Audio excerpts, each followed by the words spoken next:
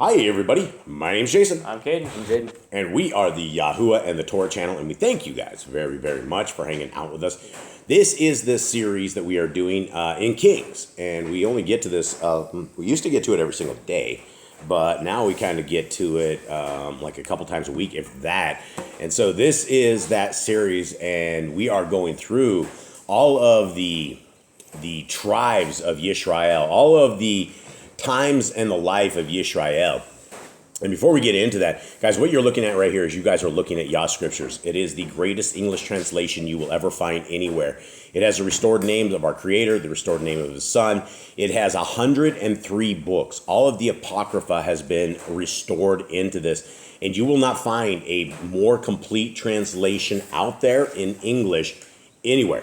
It has 3 bookmarks. Guys, it is 14.5 font. That means if you have vision problems of any kind, or even if you don't have vision problems, it is nice to read something that doesn't hurt your eyes, especially if we're going through it over and over and over, which is what we are supposed to do. One of our Torah commands is that we write these words on our heart, on our mind, on our soul, that it's all part of our being, that everything there is with that. And so this is, I haven't done this for a while, but I want to take you guys over to yahscriptures.com. This is the website. If you guys go to the website and you guys are looking to get this scriptures, and these are actually provided 100% free of charge. If you guys go right here to downloads, both the main scriptures and the PD and the Apocrypha are 100% available. You can get all the stuff that we have 100% free. We're about to release a Google app very, very soon. It's looking really, really, really good. We just got a final version of it, one of the last final versions of it last Friday. And so we use that this Shabbat. It's looking tremendous. It will be out there for free. If you guys want a hard copy of this, they are limited. These are limited because we have, they are basically in Tennessee right now. They will be shipping out this week. So all of the people who have pre-ordered, you guys will they'll all go out. All the prisoners we have will be going out. And so if you guys are looking for this, simply click on shop at the top and you can go into this, the restored name scriptures with the Apocrypha, and then you just click add to bag and just go out like all the other versions. And so let us get into our actual reading for today. And this is the times and life of Yisrael right here. For those who do not know, the Israel is comprised of 12 different tribes. They are the sons of Jacob. His father was Isaac, and Isaac's father was Abraham.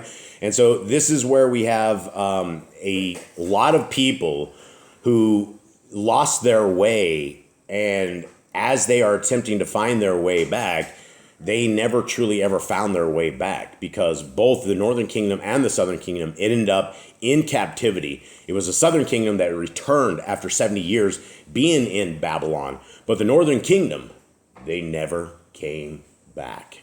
And so because the northern kingdom never came back, if you are looking for your identity, well, the identity of the northern tribe is they were all dispersed among the Gentiles. And so at the end of time, when you read in the book of Hosea, at the end of time, all these people will be starting to be gathered from all 4 corners of the plane that we are on. And that's the identity a lot of people don't even know that they had, is that if you choose to obey the laws, statutes, and commandments that are found in Genesis, Exodus, Leviticus, Numbers, and Deuteronomy, then by default inside of that, you are a covenanted people. You are a Hebrew. You are a people who have crossed over. And that's what we want to do. We want to cross over from darkness into light.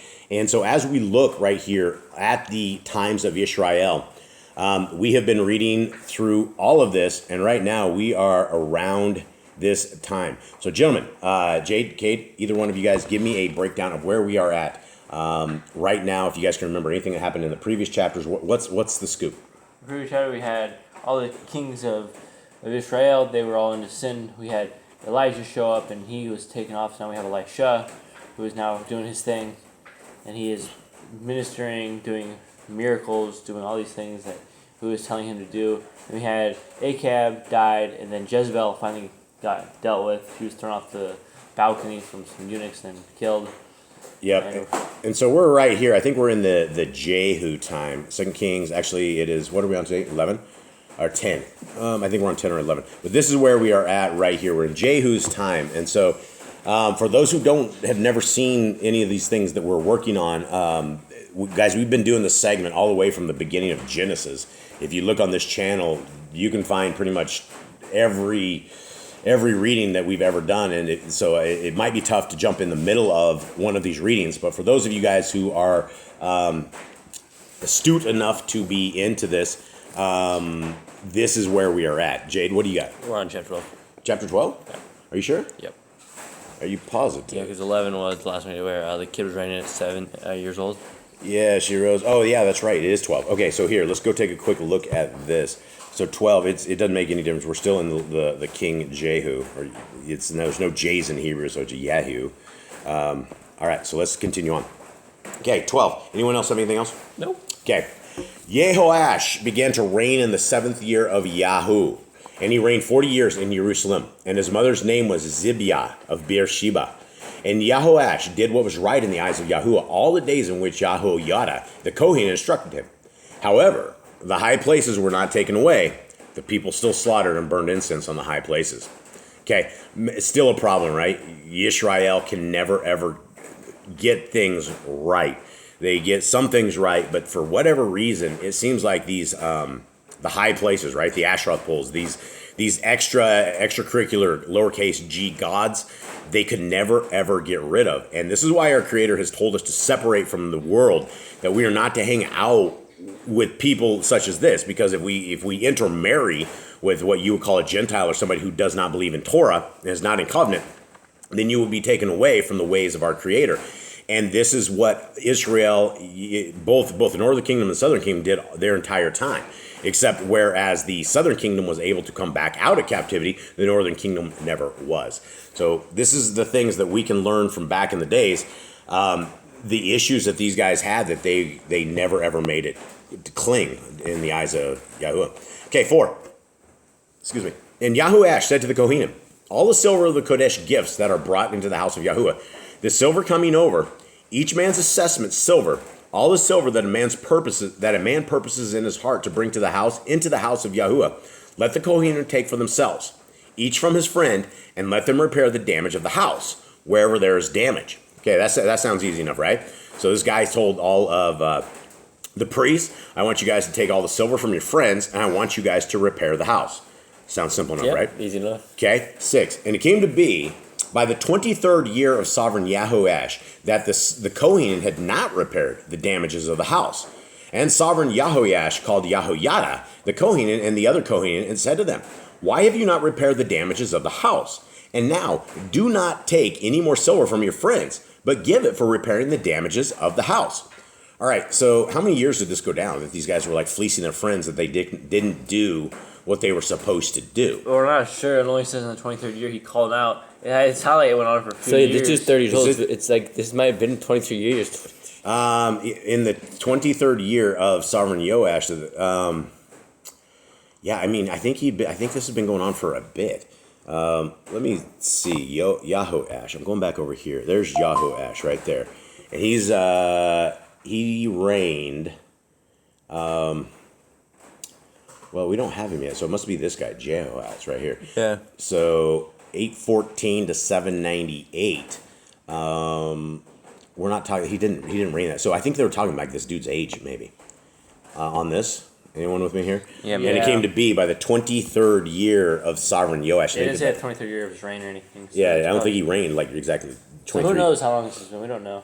Yeah. I assume it's going on for quite a while. They're mentioning ages at this point. Yeah, he comes back. He thought it should be repaired, and then he looks and he's like, "What's going on?" Okay, 8. And the Kohanim agreed that they would neither receive any more silver from the people nor repair the damages of the house. Do you think he asked him where did the silver go? What happened to the silver? Yeah, probably. What have you guys been doing with this? Let's go, guys. And Yahiada. 10% taken from themselves. Yeah, they did. They took more than that, it seems like. No repairs got done. And Yahiada, the Kohen, took a chest and bored a hole in its lid and put it beside the altar on the right side as one comes into the house of Yahuwah. And the Kohen who guarded the door put there all the silver that was brought into the house of Yahuwah. Now, this is probably this is like I think the first donation box. Yeah, the Catholics really took off with this thing, and then they put all their little boxes everywhere with the things. I think everybody, you don't go into a religion without having the chest with a bored hole that you can put your money into. It's interesting they put it beside the altar, that they put the money thing beside the altar. So why not put it at the front of the door or something of the sort? Fleecing the people. Yeah, like when you're on your knees to Yah, you know, you look over there, you're like, I better throw some change in this thing. Okay.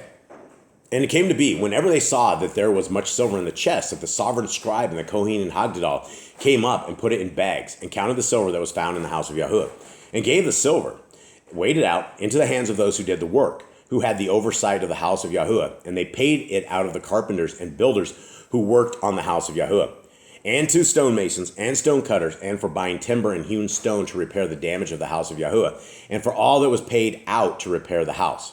However, there were not made for the house of Yahuwah basins of silver, snuffers, sprinkling bowls, trumpets, any objects of gold, or objects of silver from the silver that was brought into the house of Yahuwah. For they gave that to the workmen, and they repaired the house of Yahuwah with it. And they did not reckon with the men into whose hand they gave the silver to be paid to the workmen, for they acted trustworthily. The silver from the trespass offerings and the silver from the sin offerings were not brought into the house of Yahuwah. It belonged to the Kohanim. And Kaziel, sovereign of Aram, went up and fought against Gath and captured it. And Kaziel turned his face to go up towards Jerusalem. And Yehoash, sovereign of Yehuda, took all the Kodesh gifts that his fathers Jehoshaphat and Jehoram and Achazyahu, sovereigns of Yehuda, had Kodesh and his own Kodesh gifts, and all the gold found in the treasuries of the house of Yahuwah and in the sovereign's house, and sent them to Kaziel, sovereign of Aram. Then he went away from Jerusalem. And the rest of the acts of Joash and all that he did, are they not written in the book of the annals of the sovereigns of Yehuda? And his servants rose up and made a conspiracy and smote Joash in the house of Millo, which goes down to Silla. For Yachazar, son of Shemath, and Yachazbad, son of Shomer, his servant, smote him, so he died. And they buried him with his fathers in the city of David, and Amatsiah, his son, reigned in his place. Now, it sounds like everybody's off killing everybody, right? Yeah. You can't reign successfully without having somebody stick a knife in your back or something of the sort. Kind of like the Game of Thrones, right? Everybody was trying to get up onto the throne, and I guess they're one way or another, they're trying to make it up there.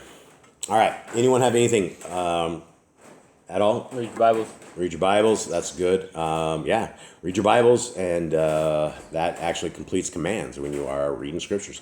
So, guys, we hope you have a wonderful day. Thank you guys for reading with us. Shalom. All right, shalom.